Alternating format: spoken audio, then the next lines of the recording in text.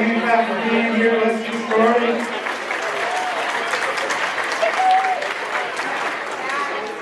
I know we still have professionals that are coming in. That'll be fine. And just come on in and take a seat as conversation is still whispering. That's good because we know each other and we're getting to know each other better all the time. And we have friendships and student affairs and enrollment management. And it always helps when you're working together with others and collaborating. So that's all good news. With that being said, today's a good day for us because we get a chance to welcome a new member to our University of West Georgia family, and Tom, and go ahead and give him a big hand clap. I know he's not coming up here. In just a little bit, I'm going to turn it over to Dr. Adams and Tom here in a second, and so we're going to get a chance to learn a little bit about him and hear about our university police department. I want to check in with you to just say, you know, it just feels good. It's a nice day out there, but the storm has passed a little bit for now until the next one comes, and it looks like for our campus, we suffered minimum damage with just little trees here and there, but for the most part, thank you for all the teamwork and working together, and specifically, I can't say enough of how pleased I am with housing and residence life. Let's give them a big hand.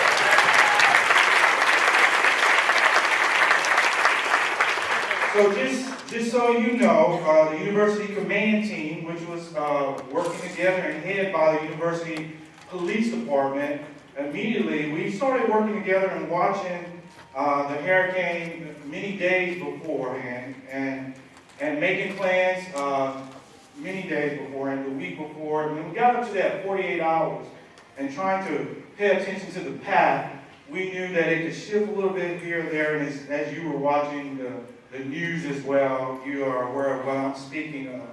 But I can't say enough on how the police department, along with ITS, along with auxiliary services, all the different members, Dying West, coming together, thinking about 13,000 students, and then our faculty and staff, and trying to make plans to be safe.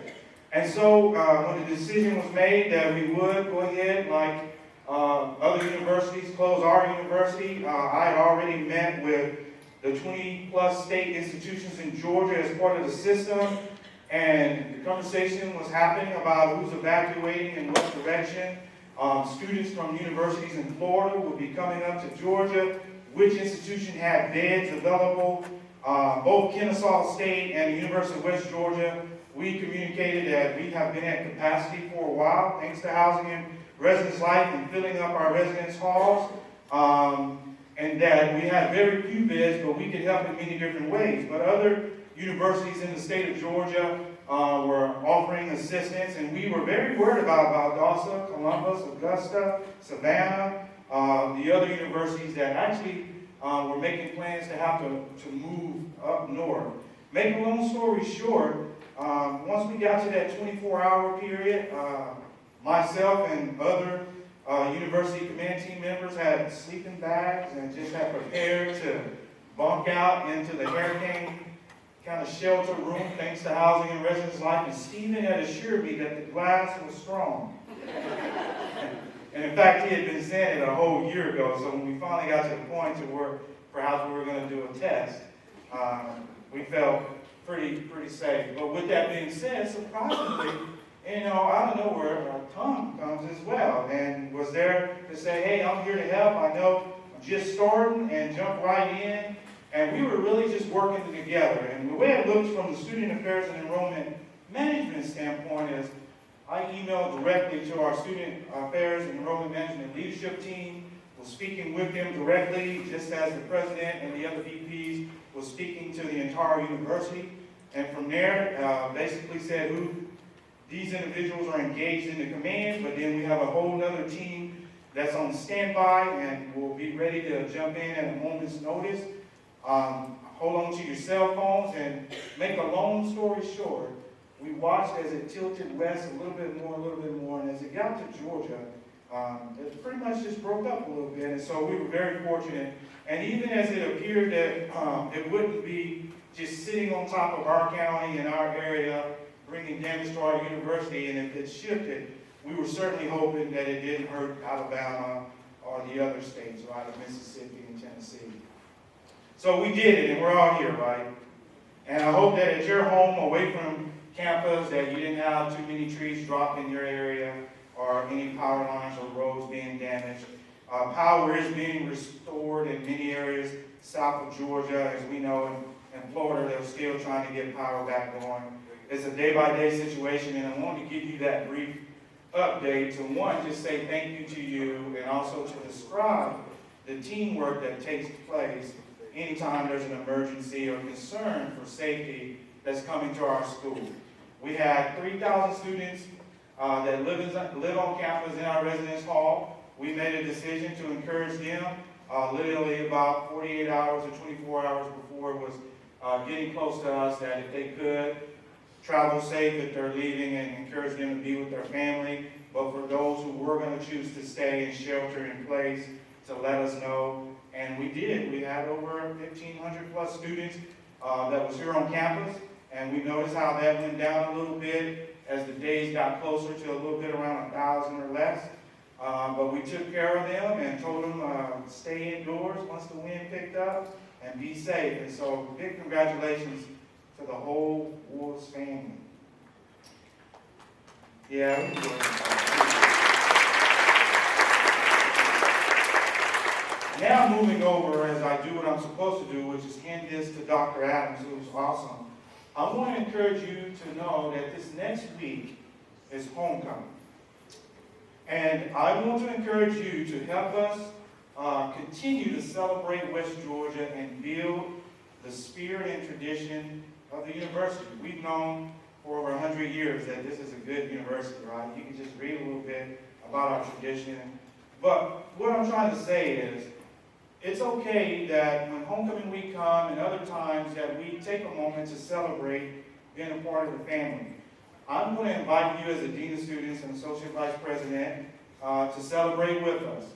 And what that really means is if we have tents that are available for tailgating next weekend, join in. And thanks to Student Life and Housing and Residence Life, there was 13 tents as part of the Wood Walk. All student-initiated and student-ran with housing. And then the Dean of Students had 3 tents that said WOOF Experience. And we invited Noonan, and we basically have just been celebrating being a WOOF. And so try to find a way for you yourself and your department to do that in your own way. We want to invite you to that game. And then Friday night, we're hearing, for the first time in many years, Chris Geiger, Emily, and the homecoming committee, we've been working really hard, and they're going to do a bonfire right out here in Love Valley. Can you believe that? So we want to invite you to come be a part of that. I know. And we're going to do a little funnel cakes and snow cones. And I'm sharing it with you because this is a little bit of some news, and I want you to kind of be aware of the news and find a way to be a part of it. But all of that to be said, we're going to kick off the week on Monday by encouraging our students to not only participate in the parade that is on Chris Geiger Thursday, Emily Thursday, but before we get to Thursday, on Monday, we're going to say build an ice cream float right here on the plaza. And we're going to give out free ice cream and Coca-Cola or Dr. Pepper with it. And all of that to symbolize build this float today, and remember us to get your homecoming float done for the parade and have a good time. So we invite you to even come by and check that out and enjoy that. See some of the new things that are going on. Thank you so much, and good morning. And Dr. Adams, you're up. Oh, wait a minute. I'm so sorry. I'm so sorry, Dr. Adams. We have, because Teresa will get me, if you are new to our division, please stand up. I want you to introduce yourself. And I think we maybe have a few new people. Okay, I'm going to come to you.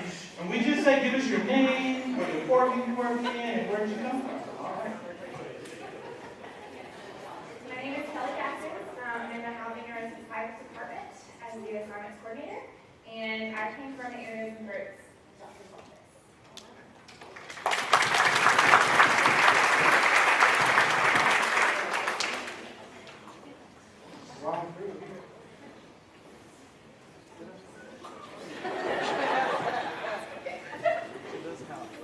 Good morning, my name is Charmaine, and I came from the Advising Center as a departmental assistant, and I am also at the Advising Center as an academic advisor.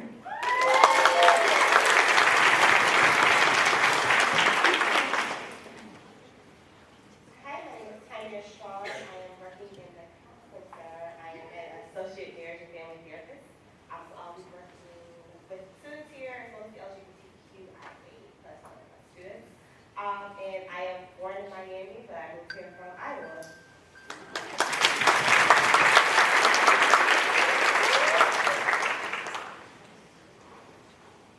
Good morning, everyone. My name is Hope Trimble. I previously worked in the Enrollment Services Center for 3 years. Shout out to my ESC peeps. I did a brief stint in academic affairs, but I'm so excited to be back with my SAEM family as the new Departmental Assistant Intermediate in the Office of the Registrar Transfer Team.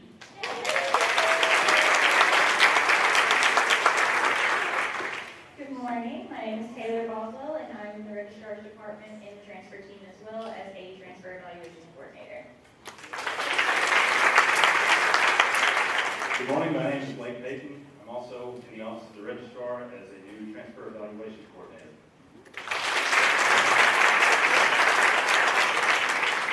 Welcome to the family, everyone. Here's Dr. Adams.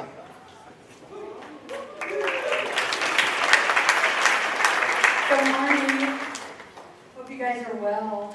Transfer team, you guys need like a t-shirt with a cape. Something saying on it.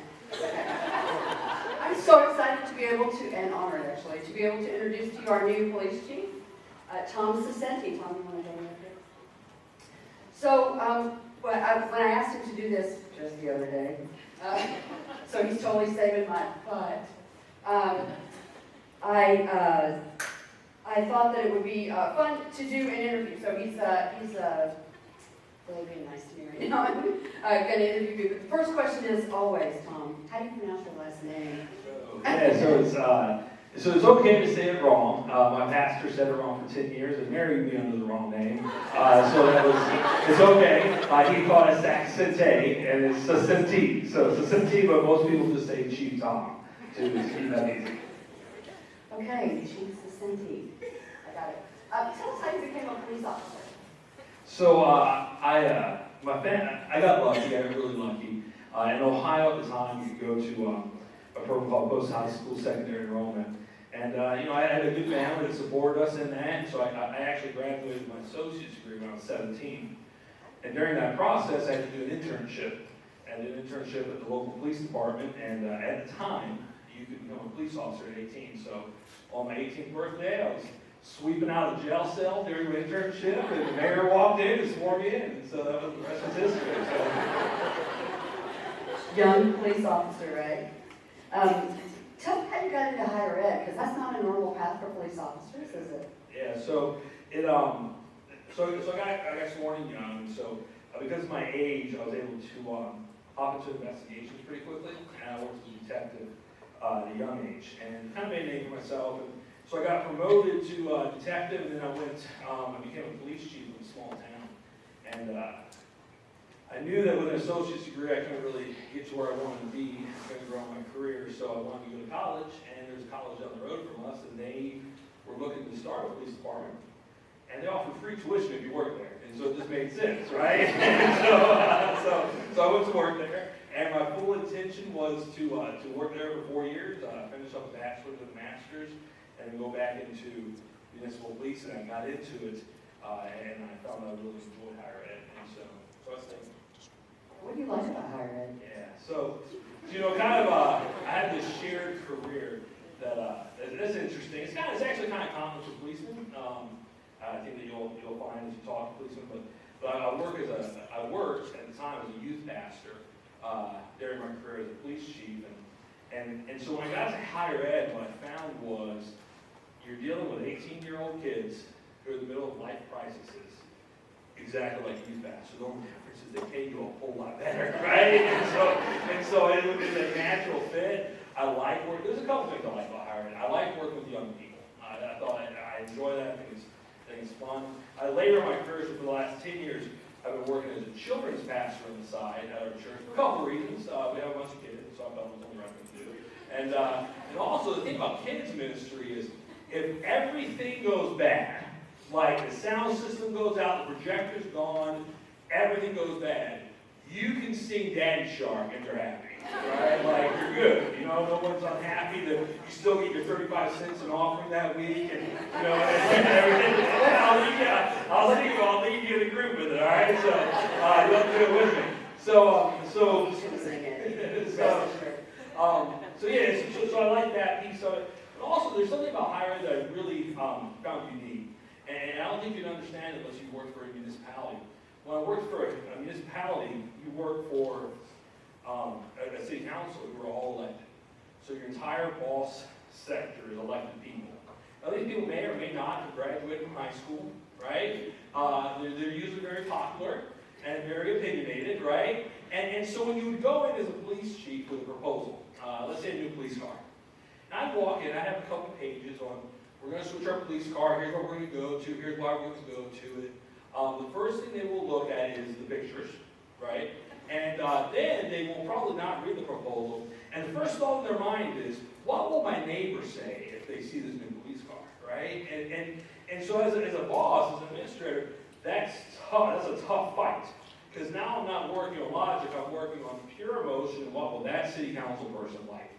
And when I got into higher ed, that's not the way at all. Like, they're not only going to read your proposal, they're going to write things down about it, they're going to ask for some references, and then they're going to look things up themselves, right? And so I like that aspect where we can walk in and say, here's where we're going, here's why we're going, here's the research behind this, and they understand that piece. I like that a lot.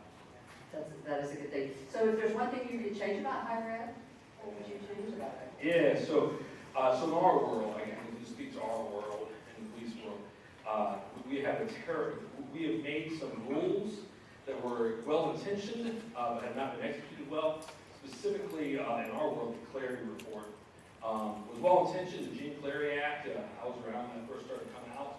It was a very good, well-intentioned report, but it's not been executed well. There's a lot of interpretation, a lot of things that the Department of Ed is doing to not work well with us at all, and it doesn't make sense. And in the police world, I'll just give you a good example. In the police world, we use a crime definition set called UCR, Uniform Crime Report. And across the nation, every police department in America uses the UCR, except for campus police, right? And so our world, we grow up understanding the definition of a burglary. And then we get to higher ed, and the definition of burglary is completely different, and it changes things. And so we don't have consistency in that world for us. And so our goal is to work with the Department of Ed and get consistency in that, in the way we're reporting things. That's fascinating because that makes the job a little harder, I'm guessing, especially if you report it correctly. So I'm more interested in personal stuff because it's, in counseling, and that's what I care about. So I know you're from Ohio. Tell us how a boy gets from Ohio to Georgia. Yeah, so our family often says we were not born in the South. We got here as fast as we could, right? Because we like it. We don't like shoveling snow.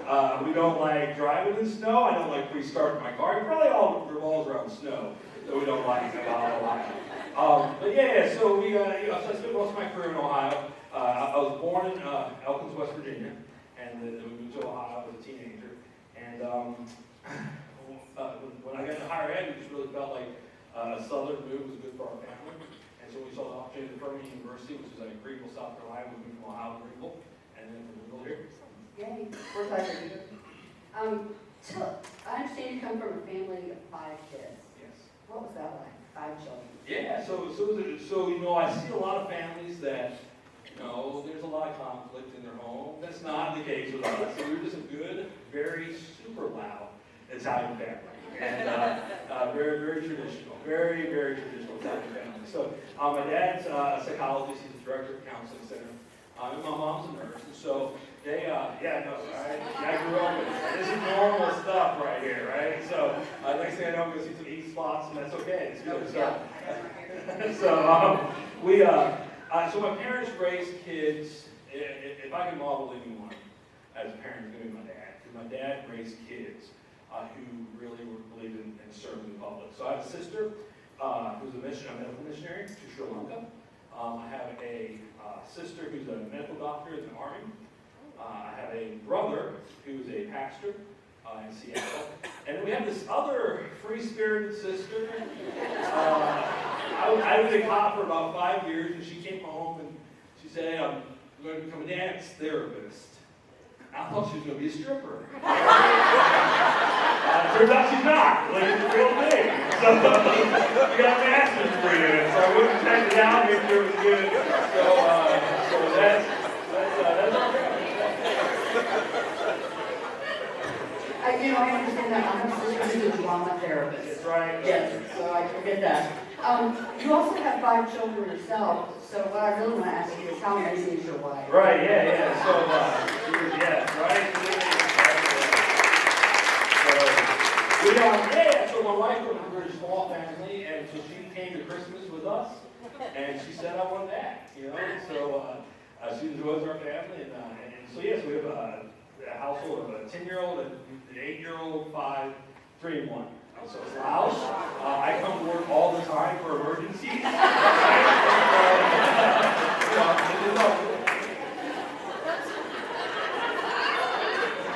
I saw you here with your kids the other day, and it did not look like that. Right. Yeah. They were like very well behaved. We threaten them. That's how, management is violence. That's how we do it at our house too. We only have one room, so that's still you gotta run that man again. What would you like for student affairs professionals to know about university police? Yeah, so that's, so it is such a different group, right? Like when you got up this morning, you said, clap for being here. I'm like, cops would not clap for showing up at work, right? Like it's not like a congratulations, you came to work today, right? It's a different world, that we live in. And so, it is. So here's the thing here's the really hard part you have to understand. There is no college degree for higher education police, right? Many of us have a degree in higher education. Like we understand this world. This is the world that we're in. These are police officers who happen to work at a college, right? And they're great police officers, but many times we hire experienced police officers, so they have worked for 10 or 15 years in a city environment. And that world is very different. Like our goal is how can we get the students to succeed, right? Like we're dealing with a kid. Like, okay, it's crazy, but we got to get them there, right? We got to get them there. And in the police world, I've never sat back and thought, how can I get this citizen to succeed, right? Like that's not my thoughts, right? And so we're taking these policemen who've been policemen, right? And they're living this world. And beyond that, they've also done most of our policemen have been in active duty military. Most of them have been in war zones, right? And so we're taking these men who've been in war zones and then come back and serve the community. And their mission and goal of life was to protect their citizens. That's it. And we're adding this piece of, and help them succeed in life, right? And that's tough, right? It's a tough concept to wrap their minds around.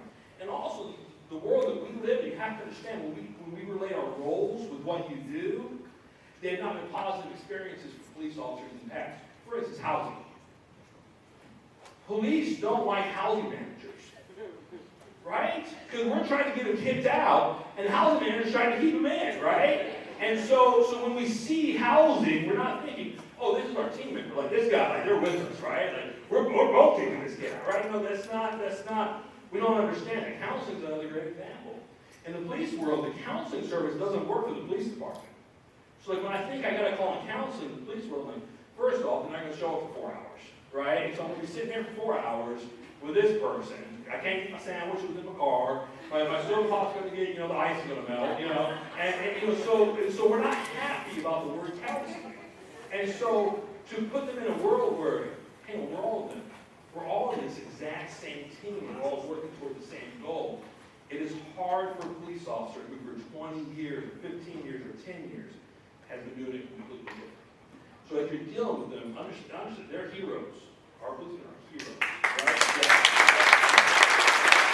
And it's special programs. I'll tell you, I've been, and in the last 2 weeks, I got right with them tonight. Last 2 weeks, there's been 2 shots fired calls since I've been here. They fly to it.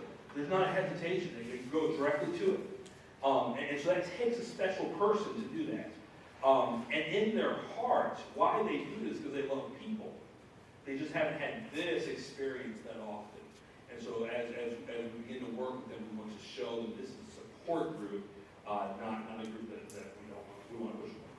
How can we best work with EPD as in our roles as student affairs professionals? Yeah, I think what I just said, if you walk into the conversation understanding that you know that these men and women, the reason they get into law enforcement is to help people, right? At least that's what we told people in President, right?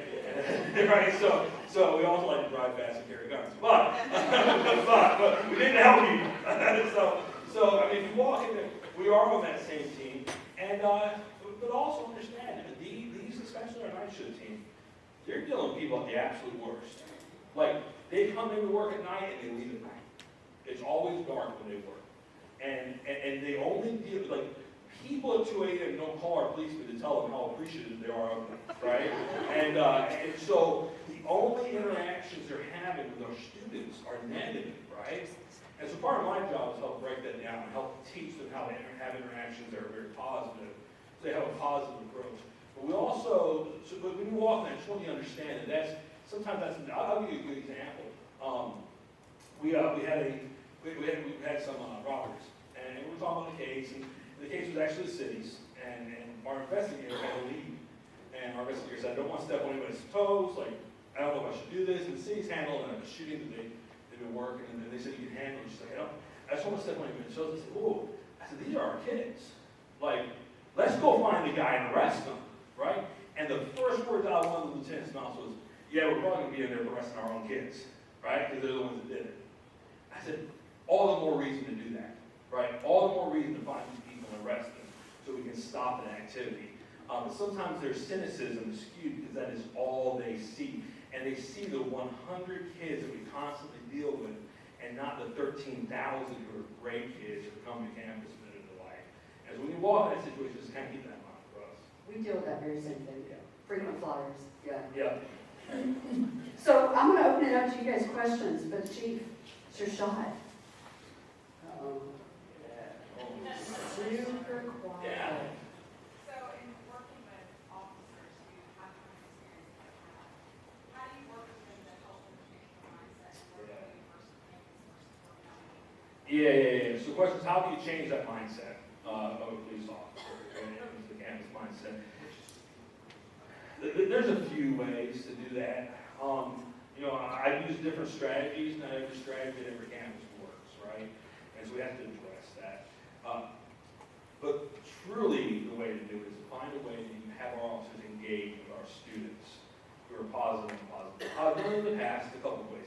One thing I made my police officers do at Furman was they had to get out of their car and they had to introduce themselves to 5 people every day and just have a conversation with them, right? So they hated me for that, right? And so here's how I knew it was an effective technique. So at the time when we did that, YICAC was a big thing on campus, right? And so we monitored YICAC. YICAC was actually founded by Furman students. Sorry. They didn't give us any money, so that's for sure. but so we monitored YICAC. And the first night they did it, YICAC just blew up. And here's the comments. A cop just walked in the study hall and told us his name. But the fact that was YICAC worthy, like we got a problem, right? Like that should not be YICAC worthy. And so then I started watching body camera footage of it, right? And so here's, so we had this, the one I'll always remember this guy from, he's from Boston. It was his first time introducing himself to people. And so he gets out of the car and goes, hey you, come in. What's your name? All right, see you. Like, yeah, Mark, that's really what we want to do.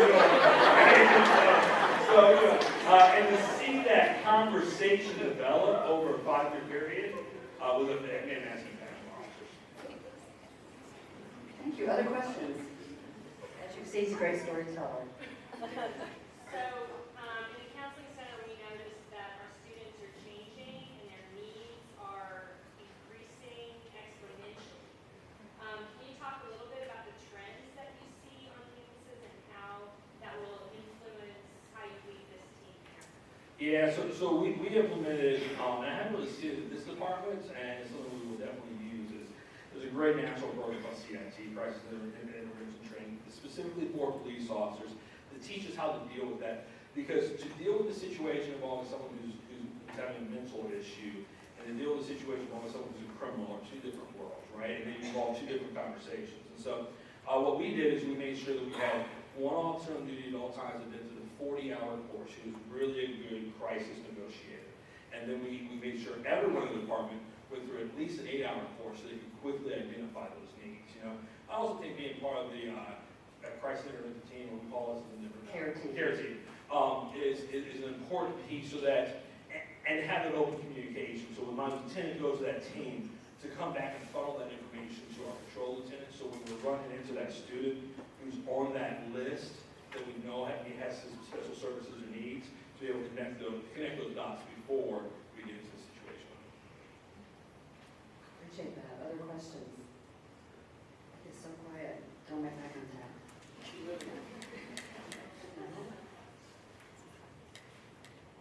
Okay. All right, cool. Well, thank you so much.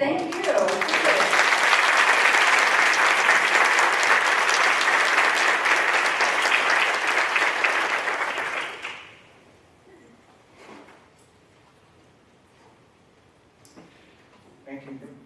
Thank you very much. And we really appreciate and look forward to working with you in the University Police Department to protect our path, right? So with that being said, if we have no other agenda items, look like you have a little more time in your day. I'm going to give you a gift.